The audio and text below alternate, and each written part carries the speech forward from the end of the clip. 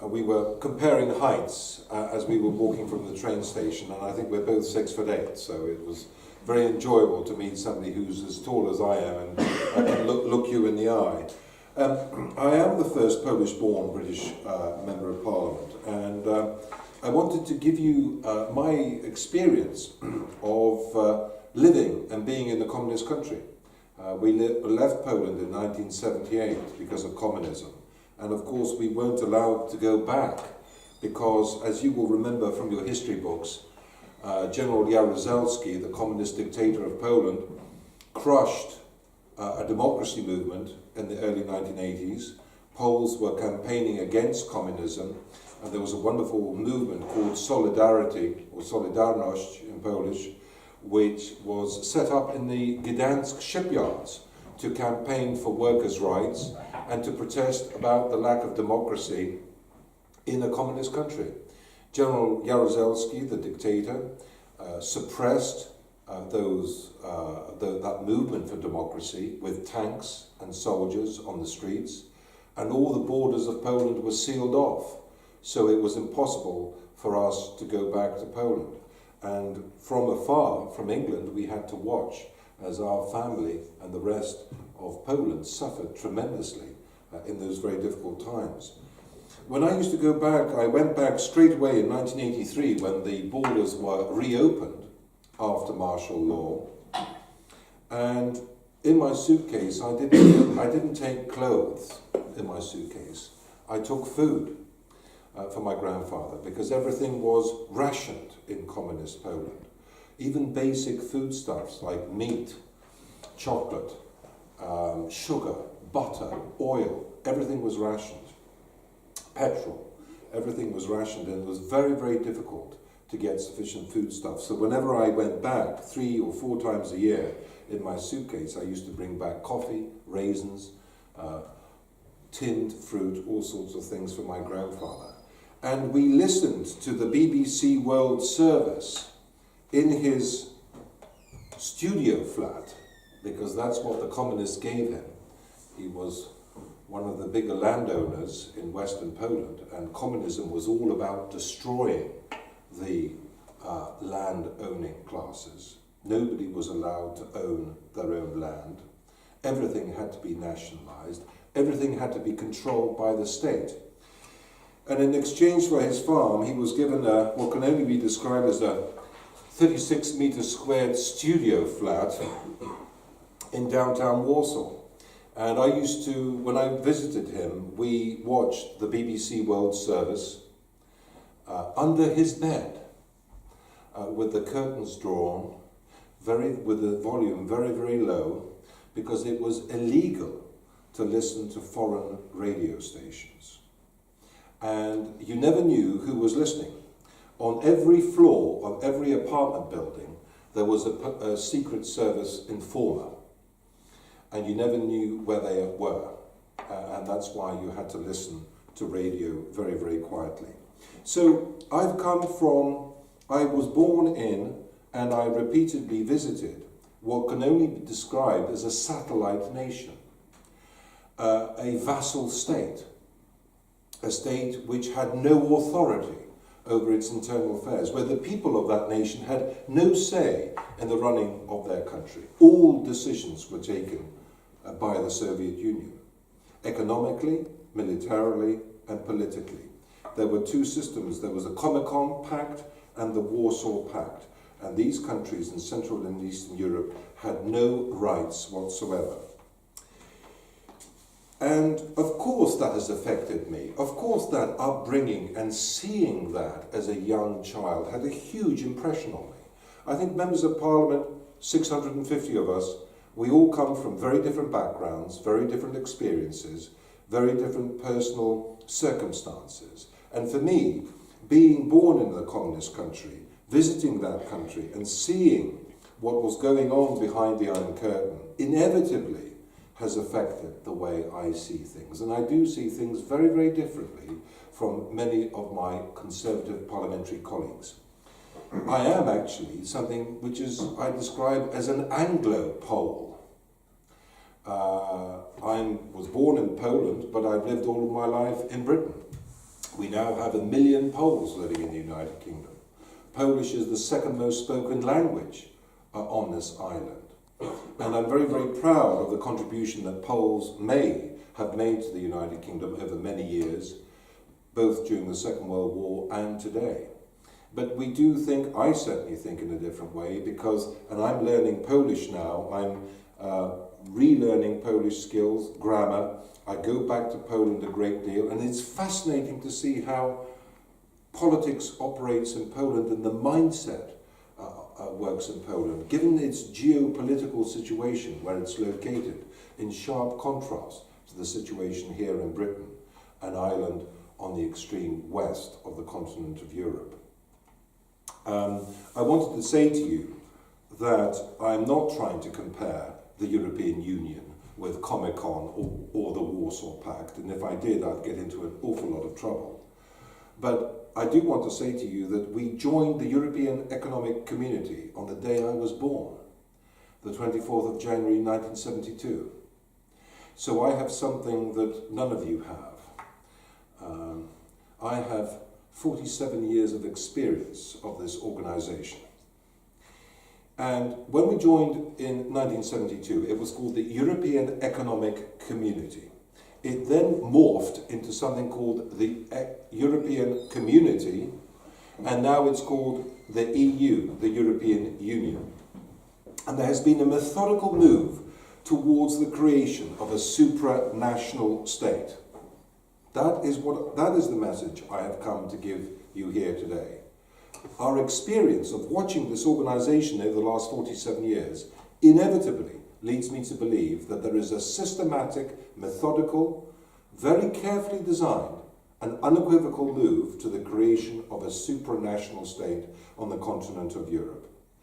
With one flag, EU flag, and by the way, you will know that now there's a new directive in France. Every classroom in France is going to have a European Union flag in the classroom. Mr. Juncker has said that he wants his legacy to be one president of the Commission, not two. Single flag, single president. They're now talking about a European army, and they want a single currency for all of the countries. Out of all of those things, I think that the single European army is the most dangerous.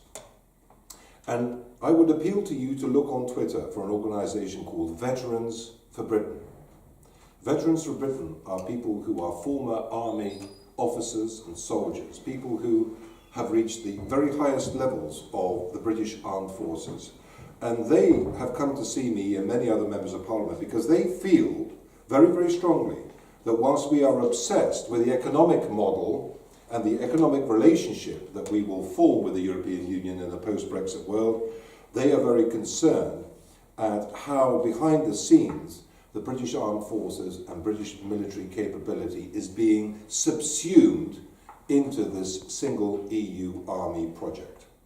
Don't take my word for it. Listen to them. Go on their Twitter.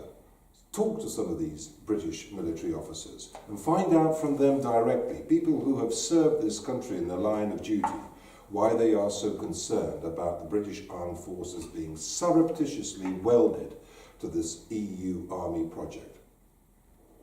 When we pull out of the European Union, there will be six countries that are inextricably linked to the common defence of our continent that are not members of the European Union.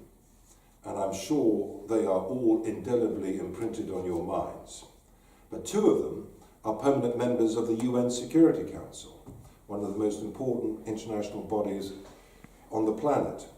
The United States of America and the United Kingdom, two permanent members of the UN Security Council. Canada and Iceland will be hugely critical in keeping the Atlantic open in the event of a war between America and Russia. Norway, in the extreme north, in the Arctic, bordering Russia, hugely important strategic NATO partner. And of course, Turkey, protecting our southern flank against ISIS, extremely important country for the common defence of our continent. And we have seen growing tensions with Russia. I take my daughter Alexis, who is 12. I take her every year on holiday to the Polish seaside, so that I want to immerse her in Polish culture once a year during our summer holidays. And we go to a little resort on the Polish-Russian border. It's called Piaski. We love it. And I say to her, darling, this is the most highly militarized part of Europe. And if the tit-for-tat military deployments on both sides of the border, which, by the way, if you could see it for yourselves, you would be horrified as to what's going on that border where NATO meets Russia. But the deployments of missiles, tanks and weaponry on that border, if it continues at the current pace that it has been, will be the equivalent, will make that the equivalent, the European equivalent of the North and South Korean border. And we have already seen, as you know, growing tensions with Russia over Crimea, over the illegal annexation, I should say, of Crimea, and the problem in Donetsk and Lugansk. And when I was on the Foreign Affairs Select Committee, we actually visited Donetsk and Lugansk to hear for ourselves at first hand the situation on the ground. So I think the European Union, people in our country argue that the European Union itself has contributed in its slight mismanagement of the relationship with Ukraine and in some of the agreements that they've entered into with the Ukrainians. Some would argue that the European Union has been partly responsible for the destabilization of that area. Don't forget that NATO, which is an organization that has set up 70 years ago, hasn't lost a square inch of territory since its inception. In 70 years, it hasn't lost a square inch of territory. I think that is a very good omen. No organization is perfect, but I think it's extremely important that in a post-Brexit world, Britain works with countries like Poland and others to take on this move to a single European army, which at best will duplicate the services of NATO and at worst will usurp the supremacy of NATO on our continent. Can you imagine a scenario where these very important countries are slowly pushed away in exchange for a single European army? That would be a disaster for our continent. We need to ensure that the Americans continue to be a linchpin and anchored in that, the Americans and the Canadians are a linchpin in that common defense of our continent. Now, secondly, the single currency. As you know, there are 19 countries that are members of the Eurozone. 19 countries have ditched their own national currencies and adopted the euro. I had the pleasure and honour of coming to Oxford University a few months ago to speak to the Oxford Union, and my opponent was Mr. Dombrovskis, who was the former Prime Minister of Latvia, who now works for the European Commission. And the motion at the Oxford Union was that the euro has never been stronger. He was advocating the euro. I was, not surprisingly, opposing that motion. Let me say to you that, okay, these 19 countries use the euro, but there are 8 countries, 8, that don't have the euro, but they have no rights not to ditch their currencies at some stage in the future. When they joined the European Union, they signed a document which stated that at some stage in the future they have to abandon their currencies and adopt the euro. But I have to say to you that when Helmut Kohl, the former Chancellor of Germany, when he was questioned on this, he said, I knew we would never win a plebiscite, that the German people will vote to abandon the Deutschmark, so we just introduced the euro anyway.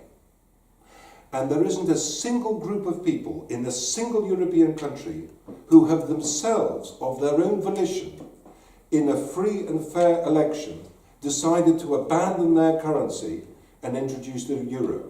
Not a single country, not a single group of people in a single country.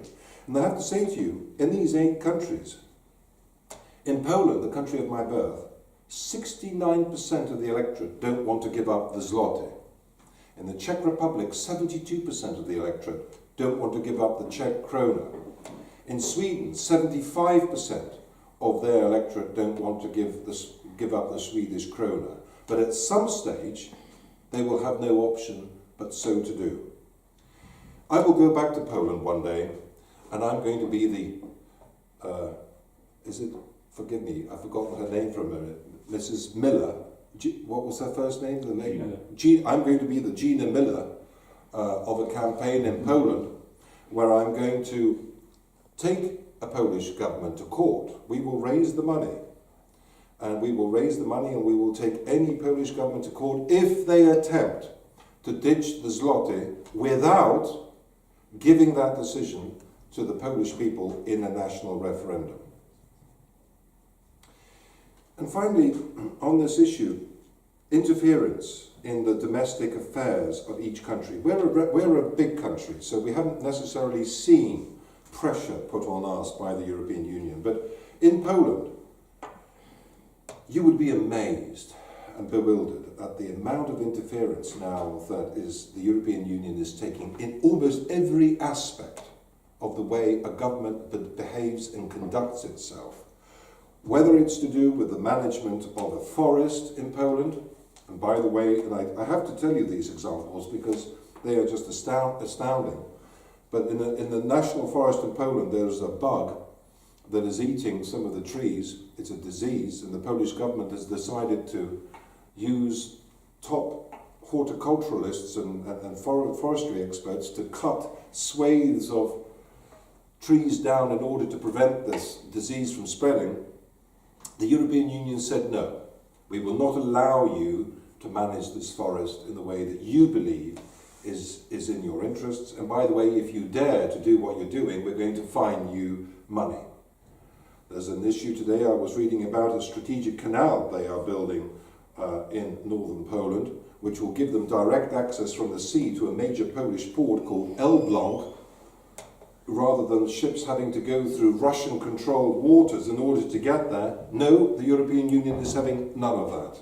We're not going to allow you to build this canal. Changes to the Constitutional Court and changes to lawyers, because by the way in Poland we still have communist-era appointed judges. No, you're not allowed to do that.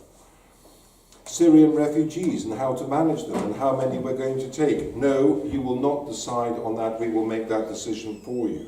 The reason I say this to you, ladies and gentlemen, is because the question I want to give to you is, who governs? Who governs? Is it the democratically elected members of parliament in a country, who, by the way, you have the right to throw out at general elections?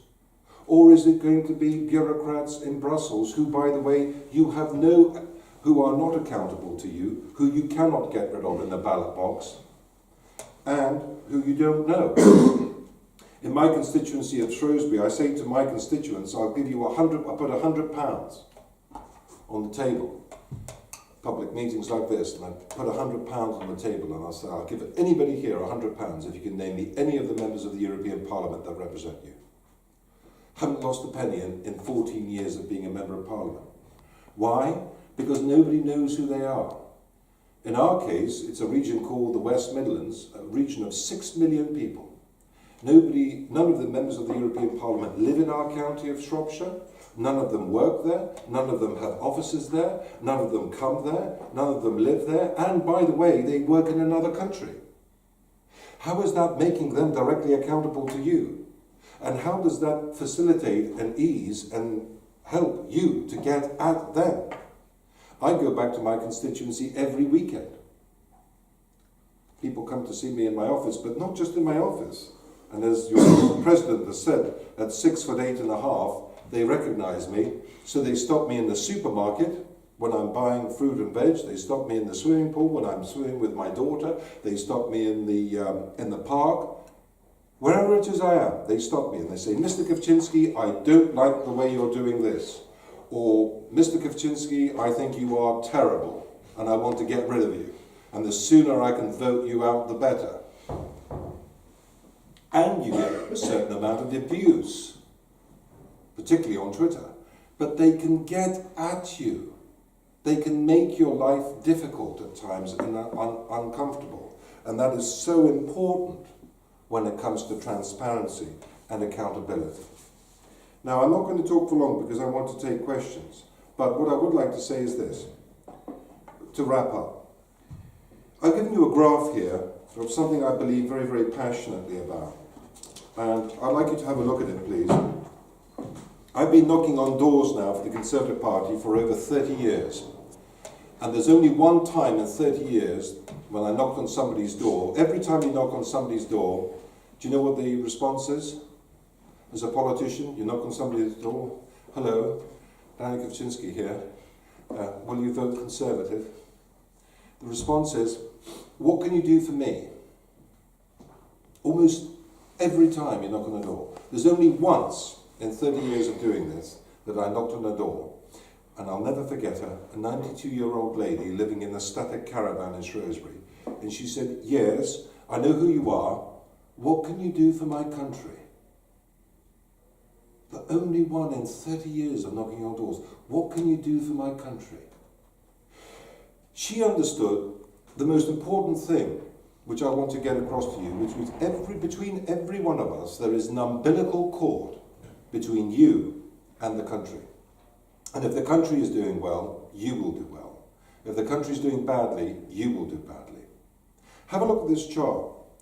Margaret Thatcher, before this chart starts in 1994, I can show you a previous chart where Margaret Thatcher was paying off our national debt year on year on year. She said that running a country is like running a corner shop.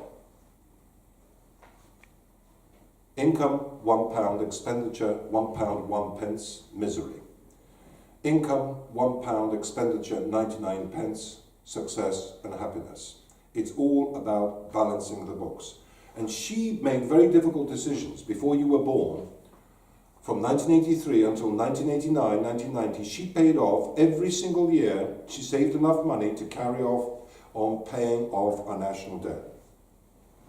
We almost got rid of it. And we were reducing, after the terrible recession of the early 1990s, which required additional borrowing. Look at the first figure, 1994, as we were towards the end of the Conservative government, we were reducing borrowing every single year. We lost the election in 1997, but Labour, remember, only got in that first term of office because they promised the electorate that they would pursue a Conservative fiscal policy in their first term of office. And we even started to pay off the debts. Mind you, those 2 years saw a massive injection of cash from the sell-off of telecommunication licenses. But then the socialists, true to their form, carried on borrowing. Look at the graph going up. So in the good days, they were borrowing on average £40 billion a year, so that when the financial crash started in 2008, huge amount of borrowing was required in order to bail out the banks, but in order to keep the economy going. You may have been too young to remember what was happening in 2008, but the financial instability that this country, that the world was going through, was the worst recession since the Great Depression of the 1930s. Look at this. Up to in 2010, when we came into office, borrowing of £150 billion a year. What we have done, ladies and gentlemen, is every single year we have reduced that borrowing, now down, as you can see, and falling. And in the next 2 to 3 years, we will be running, again, a budget surplus. Why is that so important? One word, you. Because we have a duty and responsibility that you have a better standard of living than we have had. Every single generation of Britons has had a better standard of living than the previous generation. We could just carry on borrowing money. We've got a very good credit rating. We could just carry on promising you everything and borrowing money, but you will be dead. It will be you who will have to pick up the bill. That is why we are so determined to run a balanced budget. Now, nobody talks about a balanced budget. It's not as sexy, is it? Extra money for schools, extra money for hospitals, all this. Those are important, very important issues, but nobody really talks about public finances. But I wanted to share this graph with you because I want you to spread the message to young people today that the Conservative Party of course, can't promise, sometimes give all the promises that Mr. Corbyn would like you to believe he's going to give you. Because we have to have the responsibility of ensuring that public finances are sound and that you are passed on a sustainable economy. And by the way, last month, in January, we had a budget surplus of £15 billion, the single biggest surplus of any month in this country's history. Let me end by saying that no Labour government has left office with unemployment lower than when it started in office. I want you to remember that. Not one, you could think that one Labour government, it may have been a freak time, particularly difficult economic circumstances. Not a single Labour government ever in the history of this country has left office with unemployment lower. Unemployment has always gone up. And as you know, unemployment now is the lowest it's been since 1971 and falling. Socialists want to say to you, tax the rich until the pips squeak. Squeeze the rich. Get more and more money out of them. That's the way to do it. Nationalise everything, borrow huge amounts of money, and squeeze the rich. And we all have these lovely images of a rather fat cat in a pinstripe suit representing the rich, and we're going to squeeze them for as much as we can. Trouble is, the top 1% of our electorate, the top 1% earners already pay 28% of all tax collected by the Exchequer, which is a higher percentage than has ever happened in our nation's history. So we are already taxing the rich to unprecedented levels. Think about it, the top 1% paying a third of all taxes collected. That's right, they should pay far more. They can afford it. But if you overtax the entrepreneurs, the people who are creating factories and employment, they'll just move away. They'll move to a jurisdiction with lower taxation. They'll open up corporation tax in Ireland as a fraction of what corporation tax is here. They'll move to Ireland or somewhere else. The proudest thing I'm proud of in our government is that we've increased the threshold when you pay tax to £11,500. That means nobody pays any tax for the first £11,500 that they've earned. When we came into office, that figure was 6,400.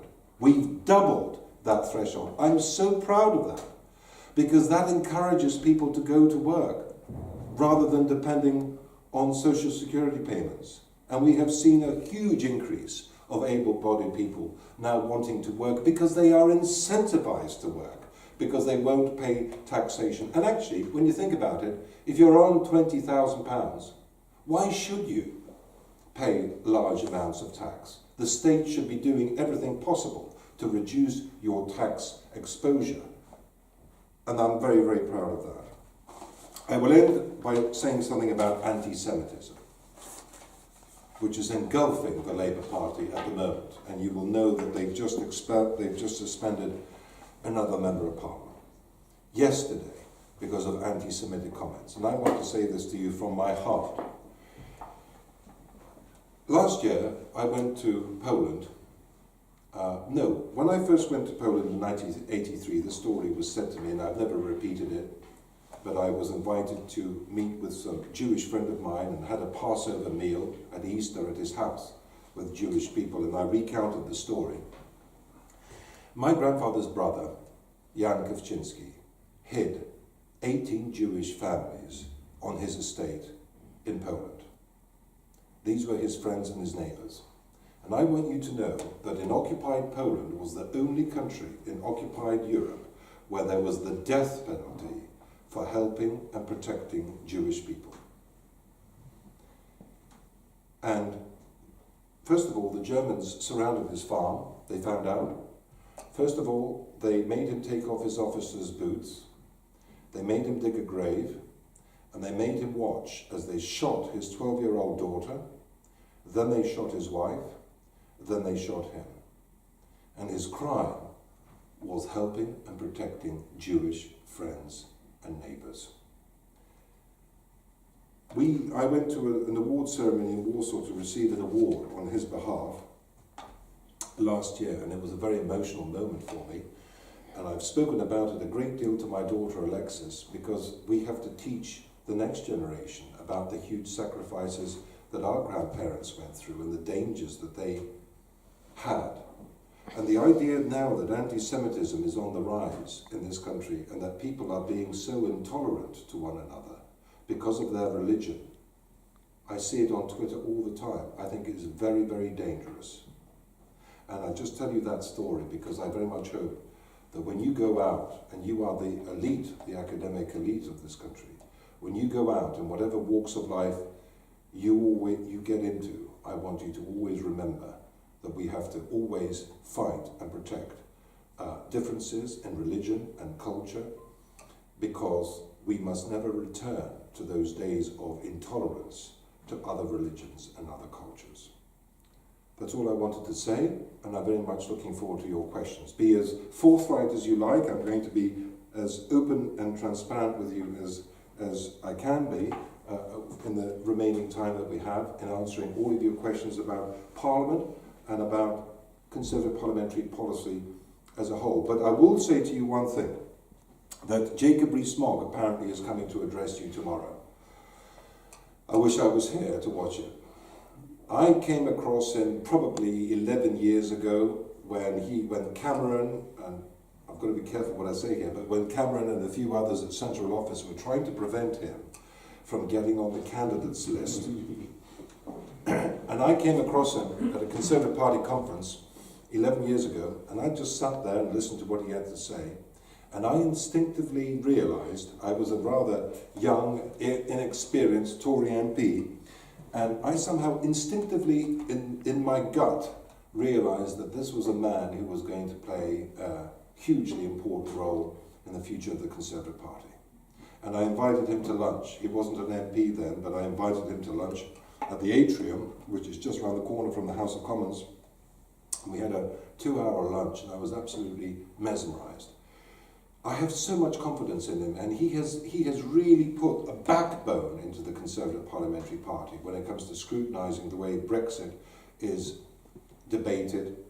He has one of those rare things of intellect, sincerity, but also kindness and tolerance, and the way he behaves to people who have a different view to him. I very much hope that you will support him and do everything you can to ensure that one day he gets into the cabinet.